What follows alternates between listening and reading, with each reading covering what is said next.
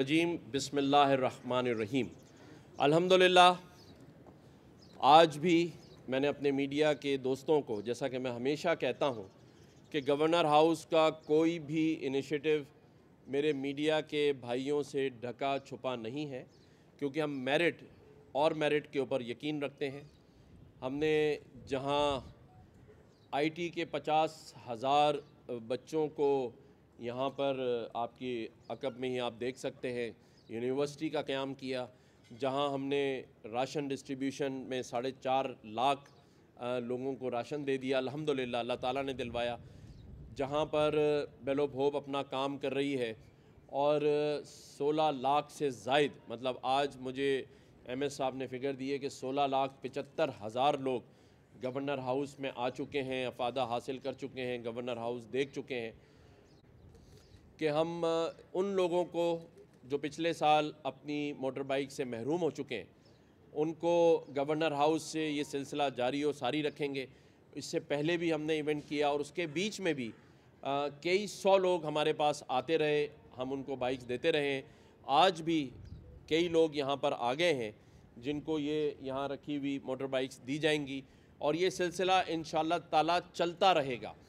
इसके साथ साथ आपको मैं ये बता दूं कि कल हमने 3 बजे एक बहुत ही अहम प्रेस कॉन्फ्रेंस गवर्नर हाउस में रखी है और उस प्रेस कॉन्फ्रेंस का जो मकसद है वो है गवर्नर इनिशिएटिव रोज़गार स्कीम।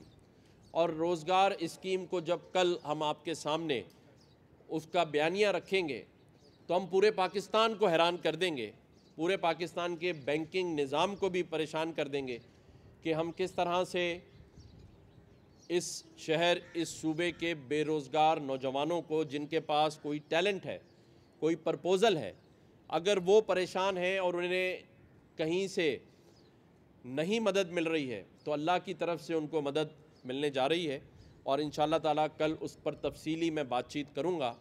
आज हमने मोटर बाइक्स के लिए लोगों को यहाँ बुलाया है, आप सबके सामने हैं कि आज भी ये मोटर बाइक्स दी जाएंगी। और मैं ये भी बात बताता चलूँ, क्योंकि परसों हमारे पड़ोसी मुल्क, जो हमारा दोस्त मुल्क है, ईरान के प्रेसिडेंट यहाँ कराची आए थे। उन्होंने सिंध के दारुल खिलाफा का विज़िट किया और उन्हें हमने यहाँ पर पीएचडी की ऑनरी डिग्री, ये मेरे लिए भी एजाज़ की बात है, कराची यूनिवर्सिटी के लिए भी, कि हमने हमारे दोस्त मुल्क के प्रेसिडेंट को मैंने ये डिग्री अवार्ड की और उन्होंने यहाँ मसरूफ़ दिन गुजारा, कायद आज़म के मज़ार पे भी गए। उसके बाद मेरी उनसे बातचीत भी हुई और उन्होंने पाकिस्तान और ईरान तिजारत के ऊपर मुझसे कोई 20 मिनट से ज़ायद बातचीत की, जिसमें उनका ये कहना था कि वो भी चाहते हैं कि तिजारत दोनों मुल्कों में बढ़े। और उसके बाद उन्होंने मुझे तेहरान आने की दावत दी है, जो कि मैंने कबूल की है और इंशाअल्लाह आने वाले हफ़्ते में मैं प्लान करूँगा कि हम किस वक्त वहाँ जाते हैं। उसके बाद कल वज़ीर आज़म पाकिस्तान भी आए और उनके साथ कराची चैम्बर के नुमाइंदों के साथ भी बातचीत हुई, फिर पाकिस्तान बिज़नेस काउंसिल के नुमाइंदों से मैरियट में बातचीत हुई और फिर मैंने जो पिछले हफ़्ते यहाँ आप सबको बुला के और कराची के चैम्बर्स के सदर को, ज़ुबैर मोतीवाला साहब और जितनी भी एसोसिएशन थी, उनके जो प्रपोज़ल्स थे, उनके मिनट्स ऑफ द मीटिंग कल मैंने प्राइम मिनिस्टर साहब के हाथ में दिए और मैंने उनको ये कहा है कि ये ताजिर बरादरी और सनतकारों की डिमांड्स हैं। मैंने अपना काम कर दिया। मैंने प्राइम मिनिस्टर साहब के हाथ में वो तमाम जो चीज़ें थीं, जो मिनट्स थे, उनके हवाले किए। मकसद सिर्फ ये है मेरा कि कराची में इंडस्ट्रीज़ का रिवाइवल हो, इंडस्ट्रीज़ के जाल बिछें। वो तमाम प्रपोज़ल वज़ीर आज़म पाकिस्तान के हाथ में दिया है। उसके साथ साथ मैंने वज़ीर आज़म पाकिस्तान को, जब वो गवर्नर हाउस तशरीफ़ लाए और फाइनेंस मिनिस्टर भी उसमें मौजूद थे, बाकी मिनिस्टर साहिबान भी मौजूद थे, तो मैंने आबाद के जो चेयरमैन से और आबाद जाकर जो मैंने बात की थी, मैंने वज़ीर आज़म पाकिस्तान से कहा कि हम किसी भी दूसरे मुल्क में चले जाएं, जब एयरपोर्ट से बाहर निकलते हैं तो उस मुल्क में, उस शहर की इमारतें देख के हम तयन करते हैं कि यहाँ की मईशत कैसी होगी। और हमारे यहाँ पूरे पाकिस्तान को भी छोड़ें, सिर्फ कराची एयरपोर्ट से बाहर निकलें तो हमें क्या नज़र आता है। तो मैंने उनसे ये रिक्वेस्ट की कि आप एक टाइम रखें आबाद के चेयरमैन के साथ, जिसमें मैं भी मौजूद हूँ।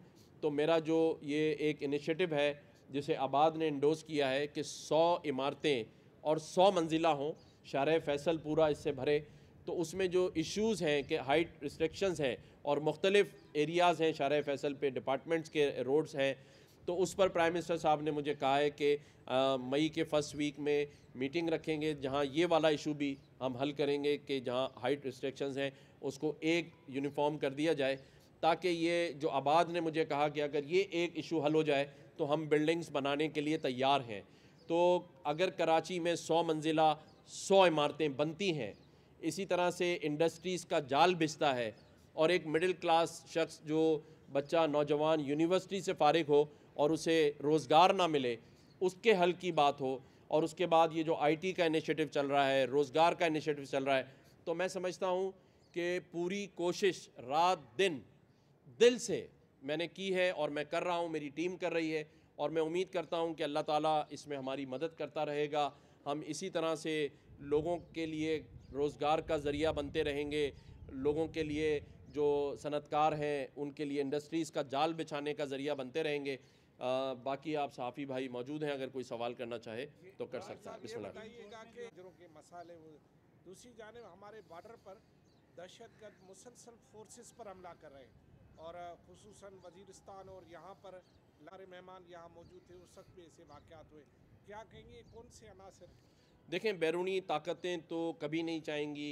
हम जब भी ईरान पाकिस्तान दोस्ती की बात करते हैं या हम जब भी तिजारत को बढ़ाने की बात करते हैं, हमारे मसाइल हल हो रहे होते हैं, तो ये सारी बैरूनी साजिशें हमारी सरहदों पे होती हैं। लेकिन मैं पाकिस्तानी कौम को ये बात ज़रूर बताना चाहता हूँ कि इस वक्त हमारे पास एक ऐसे आर्मी चीफ़ जो कि हाफिज़ कुरान हैं, जनरल आसिम मुनीर साहब की क़यादत में ये सरहदों पर हिफाजत हो रही है, और मैं यकीन से कह सकता हूँ कि कोई मैली आंख उठाकर हमें नहीं देख सकता। आसिम मुनीर साहब जहाँ सरहदी दहशतगर्दी का मुकाबला कर रहे हैं, वो वहाँ पर माशी दहशतगर्दी का मुकाबला कर रहे हैं, जिसका एक पूरा सबूत SIFC की सूरत में मौजूद है। मसाइल ज़रूर हैं लेकिन उनका हल भी है, और बहैसियत पाकिस्तानी कौम और गवर्नर के मैं ये यकीन दिलाता हूँ कि इन मसाइल को हम अपने वसाइल से मारेंगे, और इंशाअल्लाह ताला ये वसाइल जहाँ सऊदी अरब की इन्वेस्टमेंट, जहाँ ईरान से किए गए MOUs, ये सारी चीज़ें जो हो रही हैं, ये मैं समझता हूँ कि पाकिस्तान को माशी तौर पर पैरों पे खड़ा करने के लिए, और जिसका ज़िक्र आपने किया, उन बैरूनी साजिशों का मुंह तोड़ जवाब देने के लिए काफ़ी है अल्हम्दुलिल्लाह। लेकिन मैं सिर्फ इस पे ये बात कहूँगा कि उस पर टिकर्स चल रहे थे कि आबिद ज़ुबैरी साहब ने ये कहा है।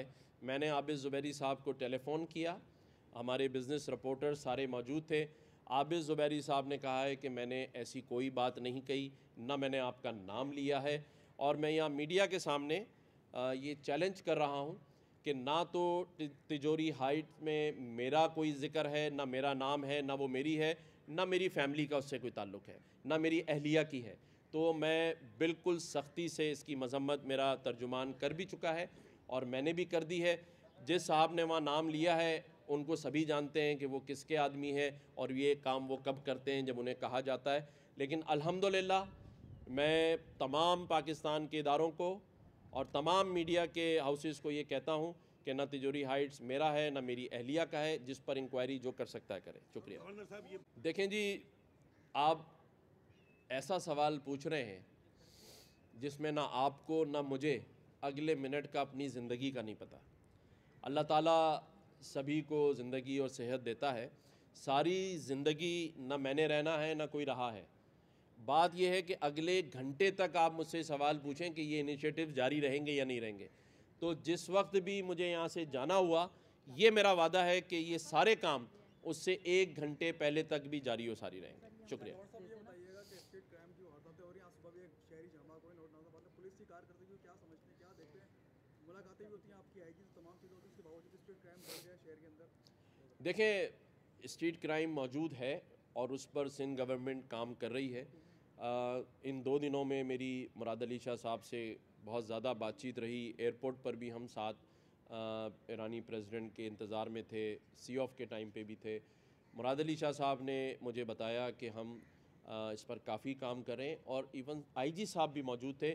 मुझे आईजी साहब ने ख़ुद बताया कि हमने इस पर काफ़ी सख्त प्लानिंग की है, एक्शंस लिए हैं, और इस पर बहुत हद तक कमी इंशाल्लाह आने वाले आपको चंद दिनों में नज़र आएगी। अच्छा, ये एक तो यहाँ के सेफ सिटी का मैटर है, और जी। सेफ सिटी के लिए 15 साल से सिंध हुकूमत उस पर अमल दरामद नहीं करा सकी, ना कैमरे लगा सकी, और पुलिस भी कहती है कि हमारी जो कारकर्दगी पिछले साल से बेहतर है। इस दफ़ा अगर 60 लोग शहीद हुए शहरी, तो पिछले साल जो है वो 50 हुए थे। वो तो अपनी कारकर्दगी इस तरह वो बता देखें, कल चैम्बर के लोगों ने सेफ सिटी पर वज़ीर आज़म साहब से सवाल किया और चीफ़ मिनिस्टर साहब साथ बैठे थे। वज़ीर आज़म ने चीफ़ मिनिस्टर साहब से पूछा, उन्होंने कहा है कि 1 साल के अंदर अंदर सेफ सिटी प्रोजेक्ट कंप्लीट हो जाएगा। तो इंशाल्लाह इस साल ये प्रोजेक्ट कंप्लीट हो जाएगा। और जहाँ तक बात है जैसे आपने कहा या ज़्यादा, ये मैं आपको बता दूं कि चाहे एक जान हो चाहे कई जानें हों, हमारे लिए उस एक जान की भी वही कीमत है जो बाकियों की है। किसी माँ के बेटे को आप अल्लाह ना करे कोई ये दिन देखे, लेकिन जो देखता है उससे हम किसी अल्फाज में ना ताज़ियत कर सकते हैं, ना उसे ये एक्सक्यूज़ दे सकते हैं कि ये क्यों है।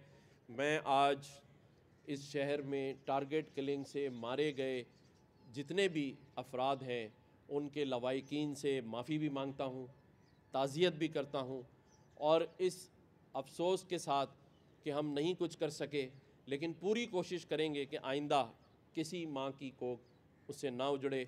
और ये जो भी मेहनत है हमें सब मिलजुल कर करनी है।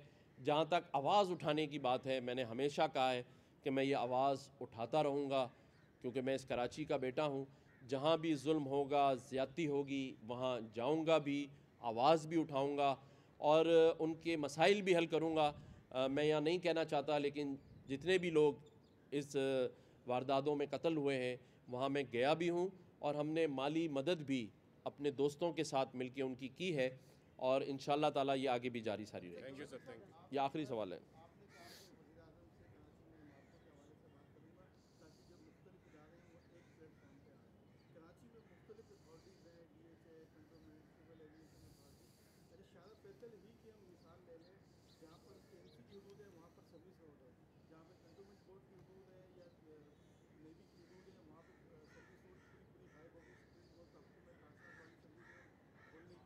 जी बिल्कुल, जहाँ जहाँ कराची की ब्यूटिफिकेशन है, जहाँ जहाँ तजावीज़ात के इशूज़ हैं, जहाँ जहाँ मसाइल हैं, देखिए हमारा काम आइन और कानून की हिफाजत के साथ साथ आवाज़ भी उठाना है। तो जहाँ जहाँ आवाज़ उठानी होगी मैं ज़रूर उठाऊँगा, क्योंकि हम सब ने आइन और कानून के एहतराम को आगे रखना है, और जहाँ जहाँ गलतियाँ कोताहियाँ हैं वहाँ हम सबको, तमाम स्टेक होल्डर्स को एक टेबल पर बैठकर इन चीज़ों को अब हल करना पड़ेगा। देखें, बड़ा टाइम गुज़र गया है, अब मीडिया भी सब चीज़ें दिखाता है, लोग भी देख रहे हैं, और लोगों को इस वक्त पहले से कहीं ज़्यादा हमारी ज़रूरत है। देखें, कोविड के बाद और ये जो फ्लड आया उसके बाद माशी पोजीशन इस सूबे की ख़ास तौर पे पूरे पाकिस्तान में बड़ी नाजुक सूरत हाल है। हमें यहाँ कराची के जो इंडस्ट्रियलिस्ट हैं मेरे पास जब आए, कल भी मैरियट में अमरेली स्टील के ऑनर ने कुछ बातें की और उन्होंने सारे फैक्ट सामने रखे हैं। तो जहाँ जहाँ हम अच्छाई की तरफ जा रहे हैं वो भी सामने रखी। देखें, मैं इसलिए कहता हूँ कि मायूसी ना करें, क्योंकि जहाँ 40,000 से स्टॉक एक्सचेंज 72,000 पे पहुँच गया है, जहाँ सऊदी इन्वेस्टमेंट से चीज़ों में बेहतरी आ रही है, जहाँ प्राइवेटाइजेशन होने जा रही है, जहाँ पर तुर्किया से, कुवैत से और कतर से इन्वेस्टमेंट आ रही हो, चाइनीज़ हमारे मुल्क में इंटरेस्ट रख रहे हैं। और एक वज़ीर आज़म शहबाज शरीफ, जिसको मुझे ईरान के प्रेसिडेंट ने, जब मैं उनको सी ऑफ कर रहा था, तो उन्होंने कहा कि मैंने सुना है कि वज़ीर आज़म शहबाज शरीफ जो हैं वो शहबाज स्पीड के नाम से मशहूर हैं, तो क्या ये जो MOU साइन हुए हैं उसमें भी वही स्पीड होगी? तो मैंने ये पैगाम वज़ीर आज़म को दिया कि ईरान के प्रेसिडेंट ने आपके लिए ये अल्फाज कहे हैं, तो उन्होंने कहा ज़रूर होगी। तो इंशाअल्लाह ताला वज़ीर आज़म पाकिस्तान की सरबराही में, उनकी कैप्टनशिप में, उनकी इस स्पीड को हम आने वाले दिनों में इस पाकिस्तान में तरक्की की सूरत में देखेंगे। और इंशाअल्लाह ताला वो दिन दूर नहीं जब हम तरक्की की तरफ गामज़न भी होंगे, लोगों के मसाइल भी हल होंगे, वसाइल भी पाकिस्तान में पैदा होंगे, और इंशाअल्लाह ताला इस माशी बहरान पे हम सब मिलजुल कर काबू पा लेंगे। शुक्रिया। ये चले मैं एक बहुत अहम बात यहाँ आज कर देता हूँ। तो जो मीडिया के दोस्त हैं, अगर उन्होंने अपने चीज़ों को ऑन करना है कर लें, ताकि कोई ये ना कहे कि फिर ये रह गई बात। क्योंकि अभी ये जब मैं चेक्स दे रहा था, मोटर बाइक दे रहा था, तो मेरे जहन में आया कि चलें जो मेरे दिल में है वो मैं यहाँ आज कह दूँ।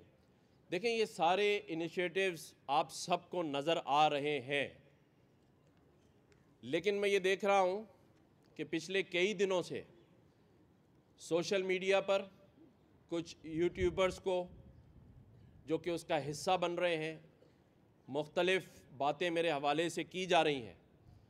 देखें, मुझे मजबूर ना करें कि मैं चीफ़ जस्टिस ऑफ पाकिस्तान को फिर एक ख़त लिखूं और उसमें फिर मैं हक़ाइक़ बताऊं कि ये कौन लोग हैं जो ये साजिश कर रहे हैं।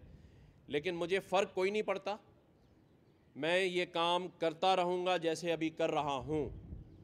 लेकिन ये भी अच्छी बात नहीं है कि आप नाजायज़ और झूठी बातें और साजिशें करके जो शख्स अच्छा काम कर रहा हो उसके ख़िलाफ़ एक बयानिया बनाने की कोशिश करें। मैं खामोश हूँ क्योंकि मैं चाहता हूँ कि जो हम पॉजिटिव काम कर रहे हैं वो करते रहें, लेकिन मजबूर ना करें कि फिर मैं ये बताऊँ कि मेरे जो ये सारे अच्छे काम हैं वो क्यों अच्छे नहीं लग रहे। और जब से मैंने आवाम के लिए ये दरवाज़े खोले हैं, आईटी का कोर्स किया है, और अब क्योंकि मैं आईटी हैदराबाद, मीरपुर ख़ास, सक्खर, लाड़काना लेके जा रहा हूँ, तो मैं देख रहा हूँ कि शिद्दत से चीज़ें मेरे ख़िलाफ़ की जा रही हैं। तो मैं अपने जितने मेरे चाहने वाले हैं, मेरे दोस्त हैं या आवाम हैं, तो मैं उनको पहले से बता रहा हूँ कि फ़िक्र ना कीजिएगा, ऐसी 100 चीज़ें ये झूठी लेकर आएंगे, लेकिन उससे मुझे कोई फ़र्क नहीं पड़ता और ना ही मैं उस पर तवज्जो दूँगा। लेकिन ये ज़रूर है कि हक़ाइक़ बताना मेरा फ़र्ज़ है, और जब वक्त आएगा तो मैं ज़रूर हक़ाइक़ भी बता दूँगा। शुक्रिया।